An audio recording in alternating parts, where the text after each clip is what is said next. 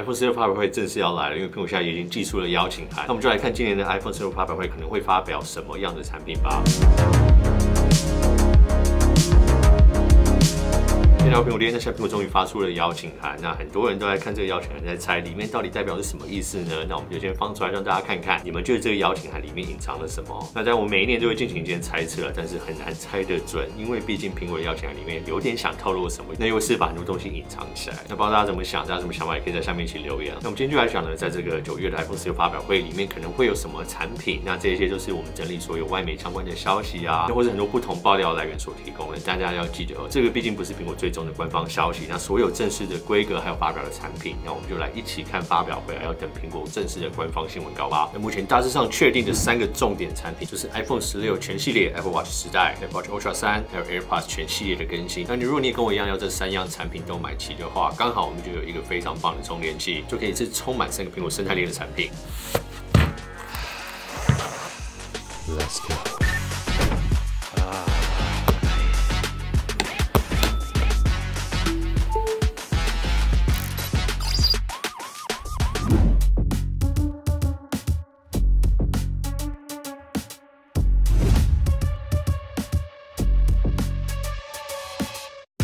对，我手上这一款就是我进来看到我觉得很特别的产品，这个呢是 ARKi 的 Mac Fusion Z， 那这个是全台首款通过Qi 2加上 Made for Apple Watch 认证的3合1充电器，但是呢它使用起来让我觉得超喜欢的地方，就是它整体尺寸是非常的小巧，然后加上它这个整体折叠机构的设计，真的是我目前使用过最轻巧、最小巧，同时又有通过苹果认证的3合1无线充电器。那为什么我认为这一点很重要呢？这一类的产品它讲求轻便好收纳，代表它也很适合外出旅行使用。那你放进包包啊、随身行李都完全不占空间。同时呢，它有经过Qi 2的认证，代表它不论在 MagSafe 资源上面啊、充电速率上面，都可以用苹果认可最快的充电速度。那我们在外旅行常常追求的就是充电效率，同时当然也要兼顾它的安全性。那有认证自然就比较放心。像我们苹果全家福嘛，这个生态链的3装置，你 iPhone、Apple Watch、AirPods 直接带这一款就完全解决充电问题。另外还有非常贴心的一点，它整个套组你买来，你不用再买额外充电线跟充电头，因为其实很多这种3合1的充电模组，它一定要搭配高瓦数规格的充电头，才可以达到它快充所需要的瓦数。那可能里面有个规格你要去注意，不管是线材或是头上面。那所以呢，整个套组里面直接给你一个 PD 30瓦的快充头，然后 USB C to C 的快充线，它连把你3个组件放在一起收纳包都直接送给你，你就不用再去慢慢找，到底什么头、什么规格、什么线，可以支援Qi 2啊加 Made for Apple Watch 的认证 ，ARKi 就直接送对的规格给你，保证你绝对可以充到完整的瓦数。所以呢，这一款真的是我目前觉得超好用，也是市面上唯一可折叠携带的Qi 2产品，所以我觉得很值得分享给大家。那么观众当然也有独家的优惠，不管你在智选家的官网或者是他们3创的体验店购买，你都可以使用我们的专属折扣码 APPLEDADZ。那10月31号之前登录呢，你还有机会抽到 iPhone 16一台，那就快点点我们的链接去购买吧。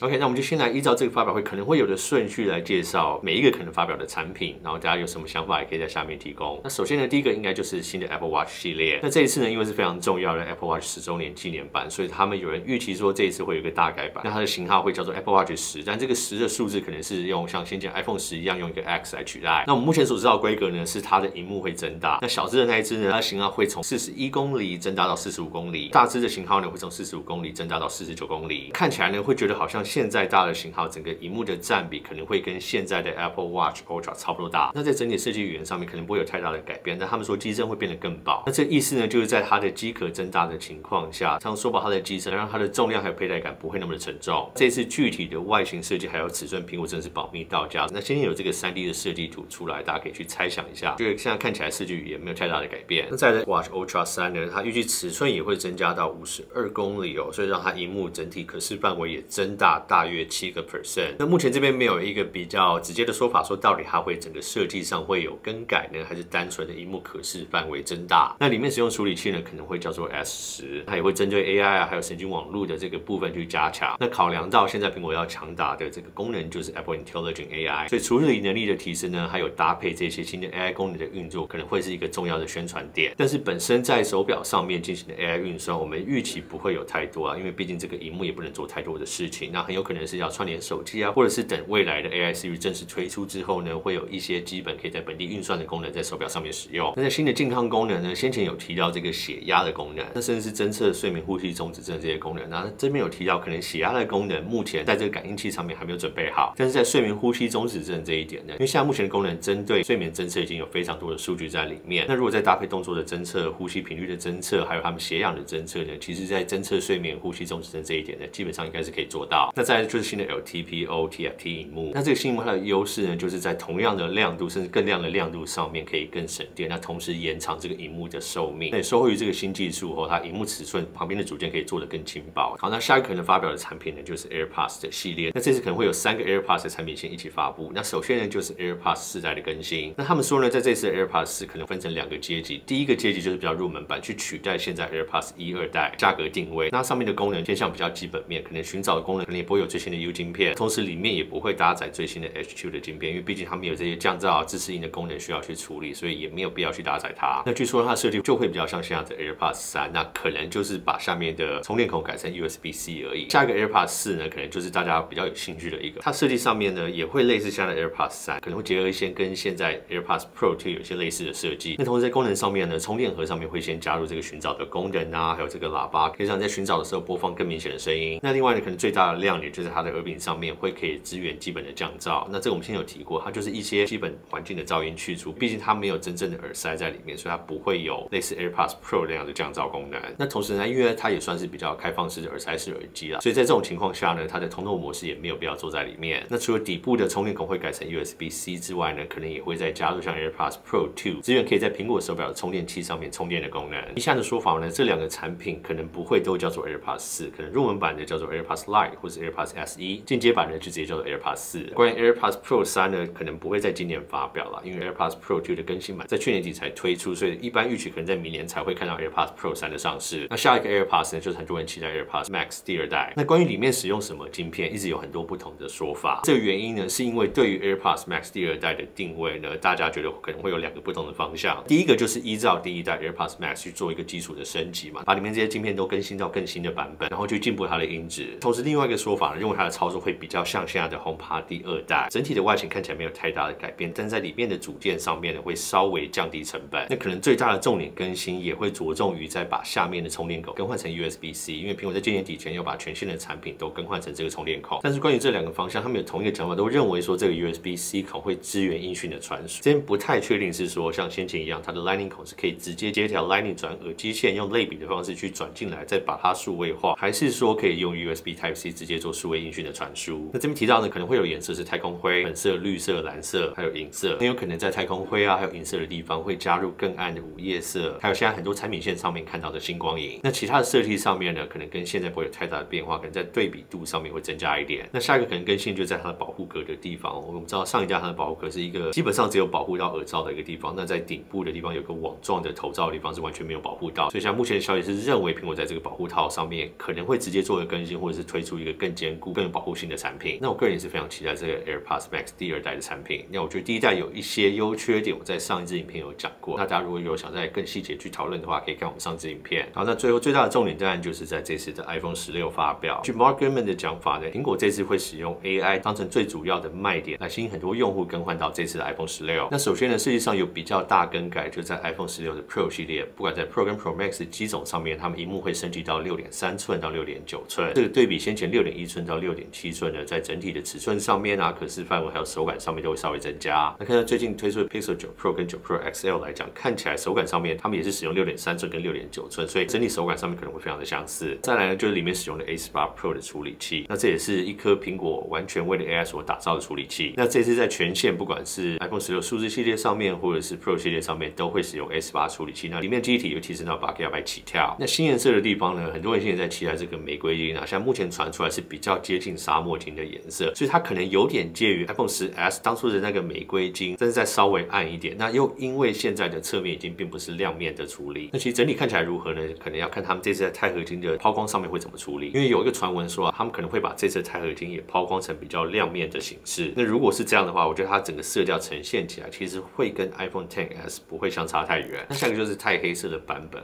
那他们说整个色调会调得更加深一点，那这可能也非常像当时 iPhone 7代时的黑黑色，在自然钛金属色啊，还有白银色这2个都还是维持在这次的产品系列上面。那下一个外观上面更新比较大的重点就在侧边的这个拍摄按钮。那目前是说拍摄按钮，但它实际功能到底是只有单纯拍摄使用，或者指纹扫描，或者是滑动按钮，或者是 AI 按钮，目前还不知道。但是意向非常多流出这个手机壳看起来，他们在侧边都有多开了一个孔，所以让人非常期待到底多了这颗钮的功能是什么。但它可能不会是一个实体按钮，会是触控感压式的按钮。那下一个相机升级的地方呢，在 Pro 系列上面，他们超广角可能会升级到4800万画素。那这也是苹果使用超广角镜头上面首次真的提升它的画素的一次。但是6.3寸的 Pro 版本呢，它的长焦镜会升级到5倍镜。另外的说法呢，他们为了显示 Pro Max 跟 Pro 系列的差异，可能会在 Pro Max 系列上面的长焦镜头再次去提升它的焦段，那可能是到6倍啊，或是6倍以上。但这个说法目前还没有很多人证实。那他们也提到主镜头会有新的感光元件啊，可能在夜拍的时候会有更好的画质。然后整体在 Pro 系列上面的电池容量也会稍微的提升，那他们会改成这种金属封装的电池。同时在背板上面呢，他们会加强他们的散热设计。那另外在数字系列上面呢，它整个还是维持6.1寸跟6.7寸的尺寸。整个外观上面最大的改变可能就是它镜头的排列变成垂直的排列，那这个是为了支援拍摄空间影像。那材质呢还是会使用铝合金，那颜色可能还是会走比较缤纷的色调。那另外目前看到的消息是，它在侧面还是有多出这一颗说可能是拍摄的按钮。那如果是在全系列上面有的话，那我们通常可能认为说，Pro 系列比较着重在拍摄啊、影片这些功能上面。但如果数字系列上面也有这个功能键的话，那会不会它其实跟 AI 有更深度的连接？那我们知道这次在数字系列上面也会使用 A18的处理器，但是可能不会有 Pro 的这个称号在上面。苹果这样做就是让他们全线都可以支援他们最新的 AI 功能。那当然，多这颗按钮也不是可以只限定在 AI 使用或者是拍照的时候使用，它可能在开启不同 App 的时候都有不同的功能可以去应用它。很多人在敲碗期待就是数字系列上面会不会有120Hz 的萤幕？那目前听起来的消息应该可能性是偏低，因为毕竟目前消息都指出在16 Plus 的这个电池容量，他们又稍微再缩小一点。那在这种情况下，如果再增加120Hz 的话，那可能对它的续航力会有更大的影响。那下一个很多人期待这个全系列 M4 Max 的上市，据说也是在今年底会推出了，但是现在看起来以苹果的网力不太可能让 Mac 全系列跟 iPhone 同时间推出，因为为了媒体的曝光度还有聚焦力来讲，不太可能在同时间推出将近10样产品。所以呢，依照往例 ，Mac 的 M4 系列可能是在10月会有在另外一个小型的发表会。那这里面可能会有产品，当然就是 M4 的 MacBook Pro。那这里面可能会有 M4 Pro、M4 Max。除了晶片上的升级呢，整体的外形不会有太重大的改变。另外一个传出目前蛮大的亮点就是 Mac Mini 可能会缩得非常的小，那尺寸可能会更接近现在的 Apple TV。因为依他们的说法哦，这样的 M4 的处理器，他们竟然可以放在 iPad 上面、MacBook Air 上面，它理论上不需要风扇去帮它散热，因为这样它体积可以缩得更小。那可能就是苹果把这个产品再定位回来说，它就是一个比较入门系列的产品。那下一个呢，就是 M4 的 iMac。那目前听到了也只是一个单纯处理器的升级，可能整体设计上面不会有太大的改变，但是可能在它的配件上面啊，这些键盘、滑鼠上面都会更新成 USB-C 的接口。那至于关于 iPad Mini 呢，也是非常多人询问的。那现在 Mark Gurman 提到，在美国有非常多的店面里面都显示 iPad Mini 售完或即将售完。那他分析认为呢，这个现象很有可能代表苹果也会在今年底一起推出 iPad Mini 的更新版本。那因为上次更新是在2021年嘛，那目前呢，他对这一点还没有非常的确定。但是如果有在期待 iPad Mini 的人呢，可以去等一下咯。那其他可能的产品像是新的 Apple TV 啊，它的遥控器也要把它更换成 USB-C 的接口。那另外像说新的 HomePod 可能会有萤幕在上面，但这个目前听起来可能会是在更远，可能要等到明年才会发布的产品。那我们今天是非常快速的整理今年 iPhone 16发表会可能会推出的产品。那因为产品众多，我没有办法很细节去讲到每个部分哦。那大家如果想要再知道更多的讯息，也可以在下面留言。那如果大家有需要的话，我们社委会再针对不同产品来做一些更细节规格分析的影片。最重要的是呢，在发表会的当天，我们频道也会有直播跟大家一起观看。那如果大家那个时候也想一起看发表会的话，可以来我们频道，大家可以一起观看、一起聊天。通常这个发表会它也会有中文字幕，但大家如果觉得说有些地方好像想要问我们啊，想我们直接在线上做翻译的话，我们一样可以帮大家翻译这个部分。那最大重点就是看到说这些 AI 功能在正式推出的时候有多少是实际可以用。那在我们台湾的用户可能要去注意到的部分就是说，到底它中文化的完成度到什么地方。在目前的 beta 版上面是完全没有办法使用中文啊，但是我们也很期待说，苹果可以尽快赶上这个部分。OK， 那大家有什么想聊的都可以在下面留言。今天影片就先到这边，我是吴连，我们下次影片见，拜。